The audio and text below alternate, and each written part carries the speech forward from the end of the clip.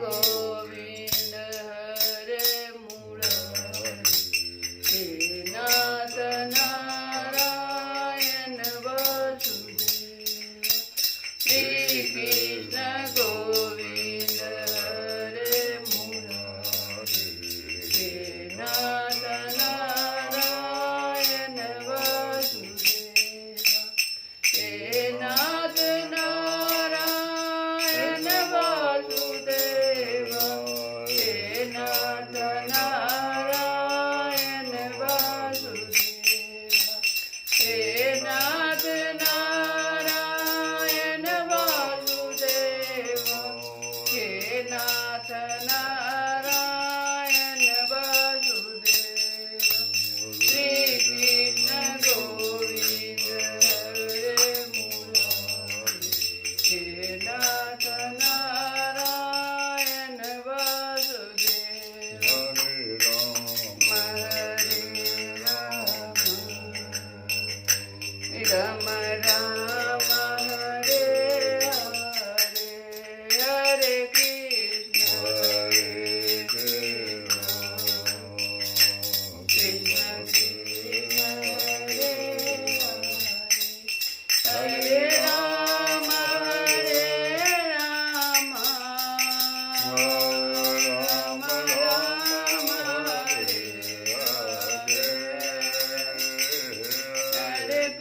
कृष्ण कृष्ण कृष्ण हरे हरे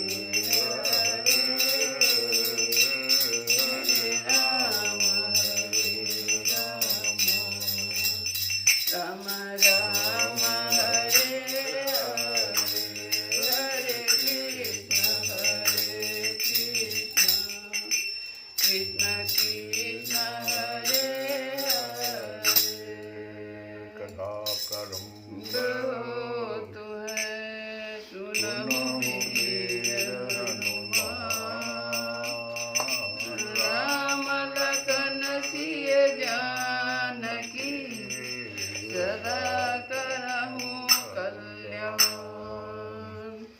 जय श्री कृष्ण। हम लोग कल की कथा में सुन रहे थे कि तत्ववितु महाबाहो गुण कर्म विभागयो गुणाः गुणेषु वर्तन्ते इति मत्वा न सज्जते। हे महाबाहो, गुण विभाग और कर्म विभाग के तत्व को जानने वाला ज्ञान योगी। अब हम लोग गुण विभाग और कर्म विभाग को समझने से पहले जो एक श्लोक पीछे भगवान कह रहे हैं कि प्रकृतेः क्रियमाणानि गुणैः कर्माणि सर्वशः अहंकार विमूढ़ात्मा कर्ताहम् इति मन्यते। तो अहंकार विमूढ़ात्मा ऐसे लोग जो कि अहंकार के कारण इनका अंतःकरण अहंकार से मोहित अत्यंत मोहित हो रहा है, इनका विवेक शक्ति लुप्त हो गया, उसको भगवान कह रहे हैं अहंकार विमूढ़ आत्मा। विवेक शक्ति ही नहीं है उनमें, क्या करना है क्या नहीं करना है। और जब ऐसा हो जाता है तो वो कहते हैं, घोषणा करते हैं कर्ता अहम इति मन्यते, हम ही करने वाले हैं। ऐसे लोग जो होते हैं कर्ता अहम इति, मैं करता हूँ ऐसा मान लेते हैं। ये अज्ञानी मनुष्य हैं ऐसे लोग जो अहंकार विमूढ़ात्मा है और बोलते हैं कि मैं करता हूँ।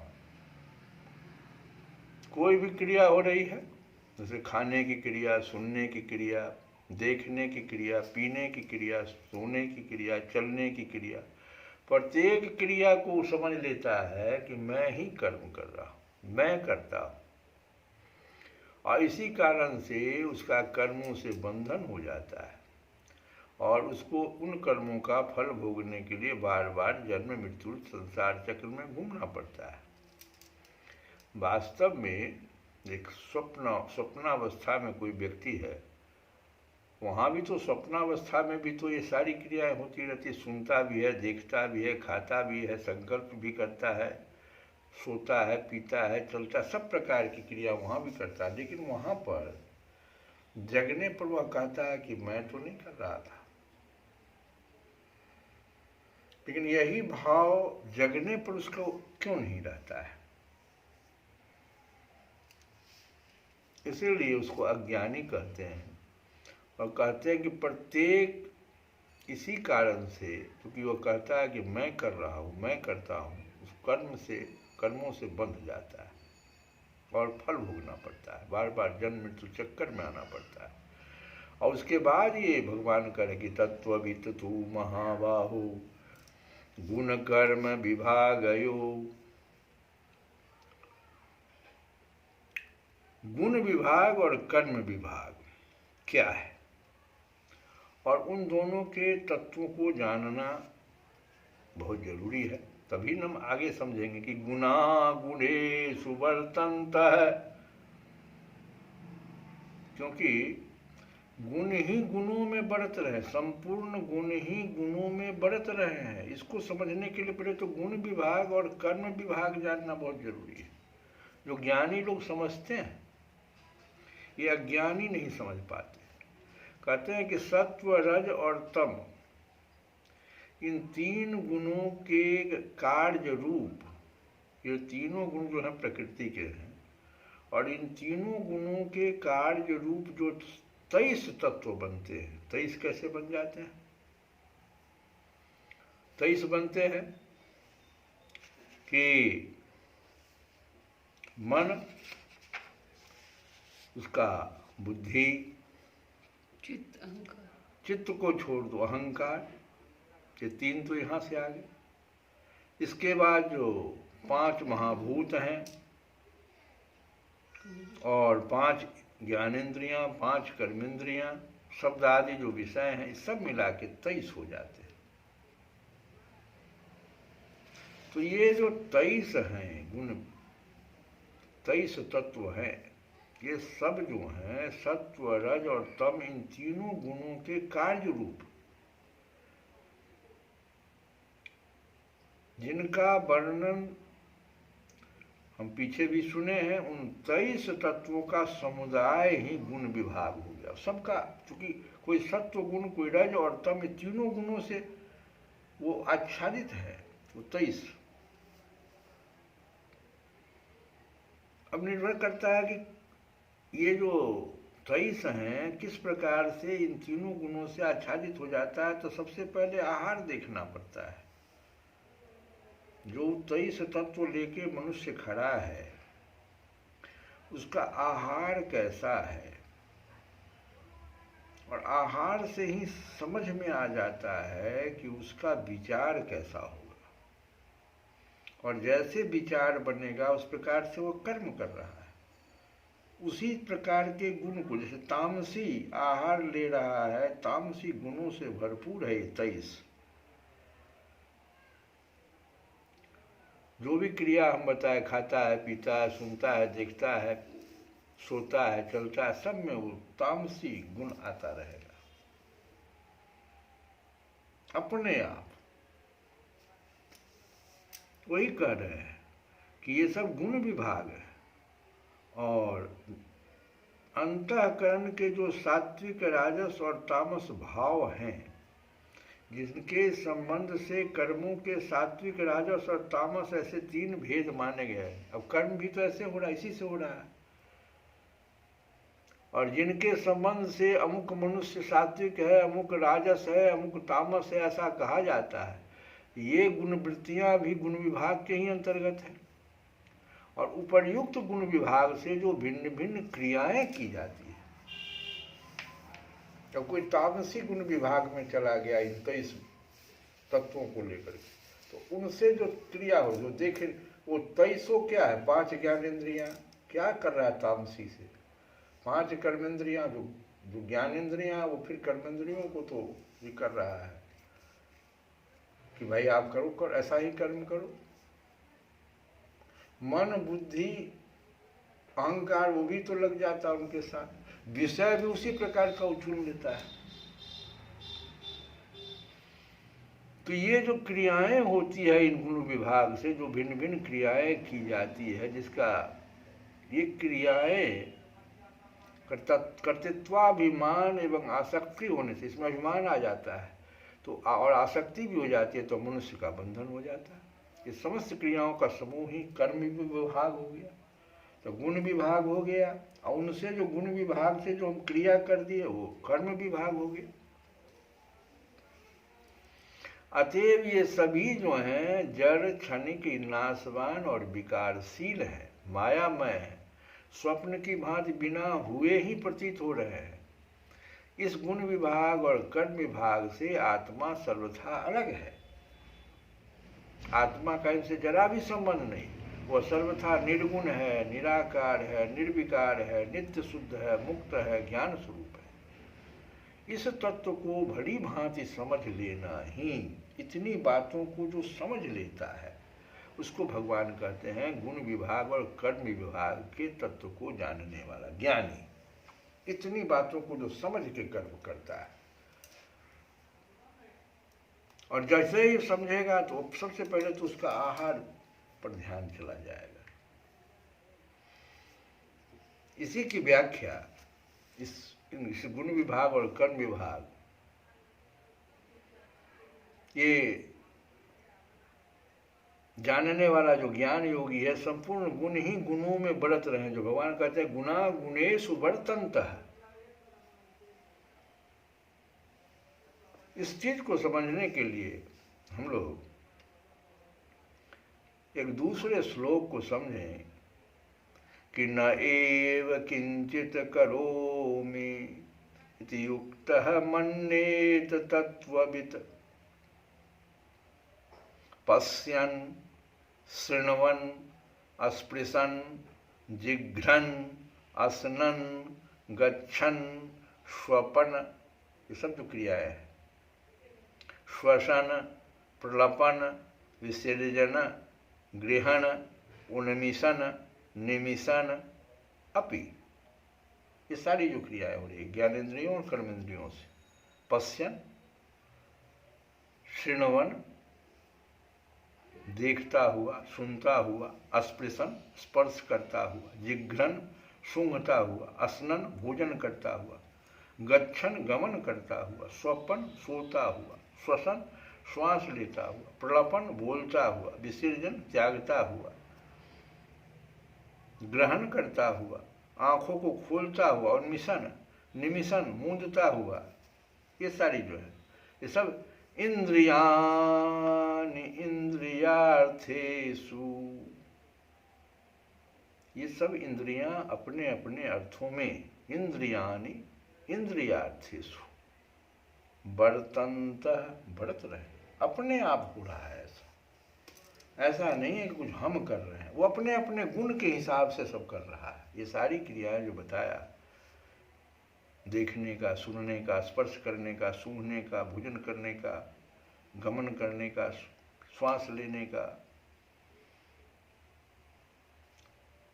तो संपूर्ण दृश्य प्रपंच क्षणभंगुर और अनित्य होने के कारण मृग तृष्णा के जल या स्वप्न के संसार की भांति मायामय, केवल एक सच्चिदानंद घन ब्रह्म ही सत्य है।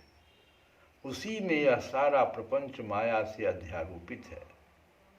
इस प्रकार नित्य वस्तु के तत्व को समझकर जो पुरुष निरंतर निर्गुण निराकार सच्चिदानंद घन पर ब्रह्म परमात्मा में अभिन्न भाव से स्थित रहता है, उसी को तत्ववित् भगवान, तत्ववित् वहां कह रहे हैं।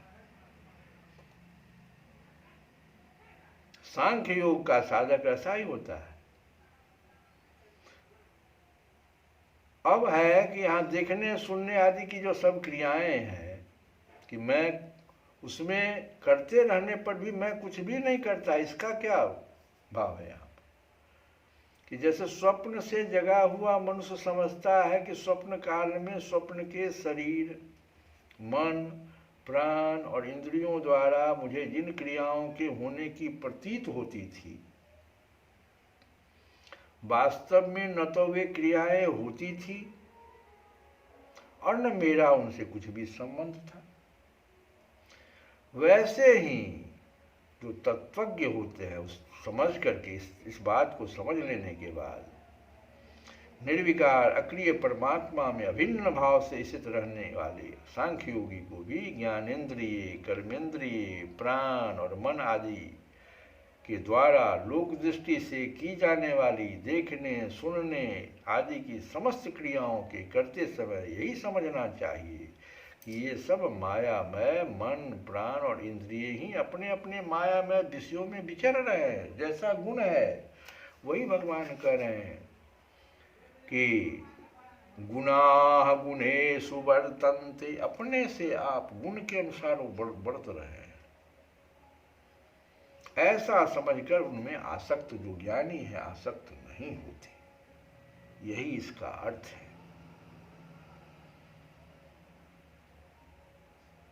तो इस स्टेज को यही जो अभी हम बता रहे थे इसको आगे भी भगवान बताएंगे। इसी श्लोक के बारे में आगे भी भगवान जो है कहते हैं कि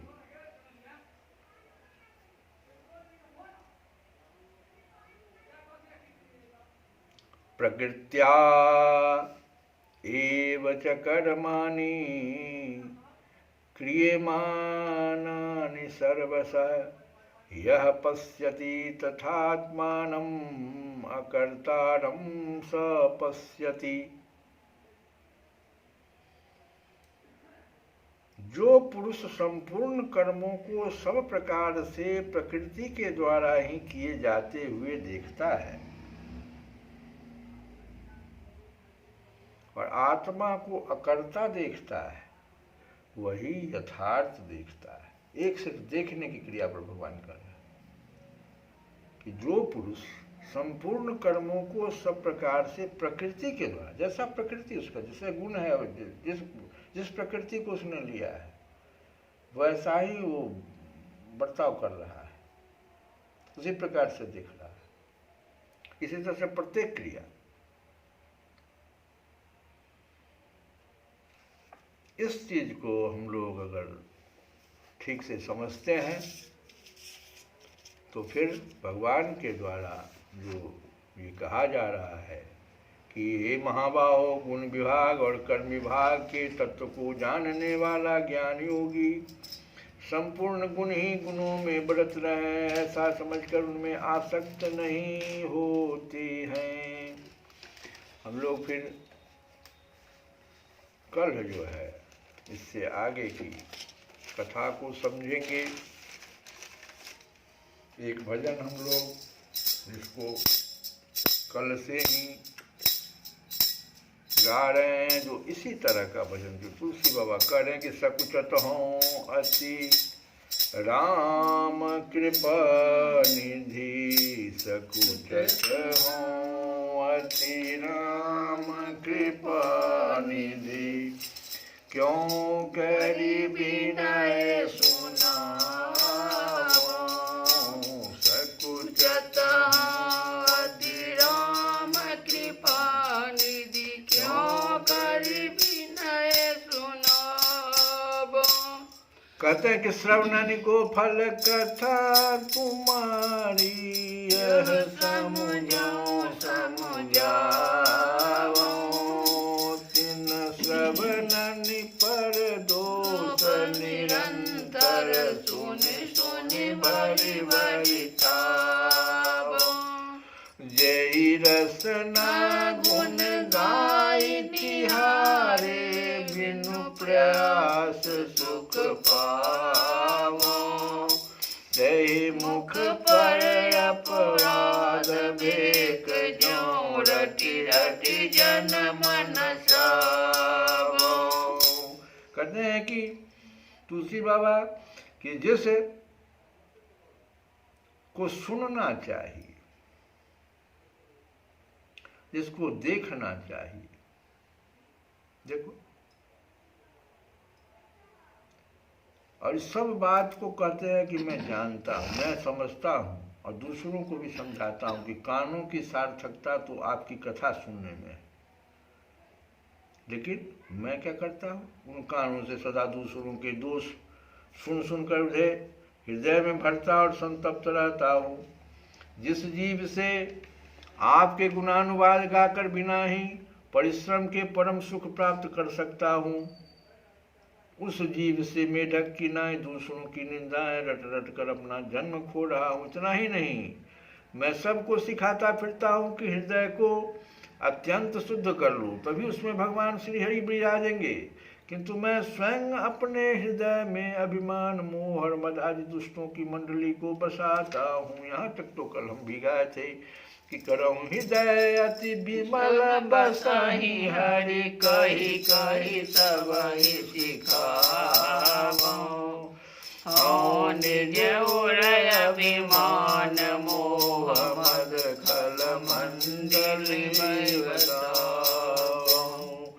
सकुचत हूँ अति राम कृपा निधि क्यों करि विनय सुनाओ।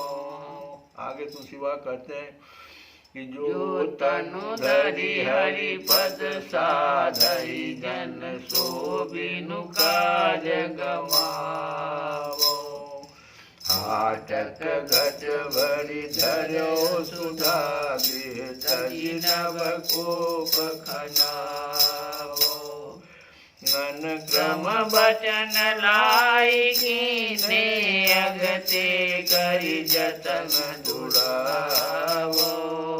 पर प्रेरित ईरसावस कवहु किए कछु शुभ सजनावो। सकुचत हूँ अति राम कृपा निधि क्यों करे विनय सुनावो। कहते हैं तुलसी बाबा कि मैं यह बात सबको सिखाता फिरता हूँ कि हृदय को अत्यंत शुद्ध कर लो, तभी उसमें भगवान श्री हरि विराजेंगे, किंतु मैं स्वयं अपने हृदय में अभिमान मोह और मद आदि दुष्टों की मंडली को बसाता हूँ। जिस दुर्लभ मनुष्य शरीर को धारण कर भक्त जन भगवान के परम पद को प्राप्त करने की साधना करते हैं, मैं उसे व्यर्थ ही खो रहा हूँ। घर में सोने के घरों में अमृत भरा रखा है, पर उसे छोड़कर आकाश में कुआं खुदवाता हूँ। मन से, कर्म से और वचन से मैंने जो पाप किए हैं, ये हो गया शारीरिक, मानसिक और वाचिक, 3 प्रकार के कर्म। तो मन से, कर्म से और वचन से मैंने जो पाप किए हैं, उन्हें तो मैं यत्न कर कर बड़े जतन से छिपाता हूँ। और यदि दूसरों की प्रेरणा से अथवा ईर्ष्यावश कहीं कोई शुभ कर्म बन गया है, तो उसे जनाता फिरता हूँ। जो जो तनु धरि हरि पद साधई जन सो बिनु काज गवावो। हाटक घट भरि धर्यो सुधा गृह तजि नव कोप खनावो। मन क्रम बचन लाई कीने अगते करि जतन दुरावो। पर प्रेरित ईर्षावश कवहु किए कछु शुभ सुजनावो। सत हो अति राम कृपा निधि क्यों करि विनय सुनावो। विप्र दोह जनु बाट पर्यो हठि सब सो बैर बढ़ावो। बाहु पर निज मति विलास सब संतन मार्ग नावो। सकुचत हो अति राम कृपा निधि क्यों करि विनय सुनावो। क्या कहते हैं? कहते तुलसी बाबा की ब्राह्मणों के साथ द्रोह करना तो मानो मेरे हिस्से में ही आ गया है। जबरदस्ती ही सबसे बैर बढ़ाता हूँ और इतना बुद्धि भ्रष्ट होने पर भी मैं सब संतों के बीच बैठकर अपनी बुद्धि के विलास को गिनाता हूँ, उनमें उत्तम ज्ञानी संत बनता हूँ। तो इसीलिए सकुचत हूँ अति राम कृपा निधि क्यों करि विनय सुनावो। सकल धर्म विपरीत करत के भांति नाथ मन भावो। श्री कृष्ण गोविंद हरे मुरारे। हे नाथ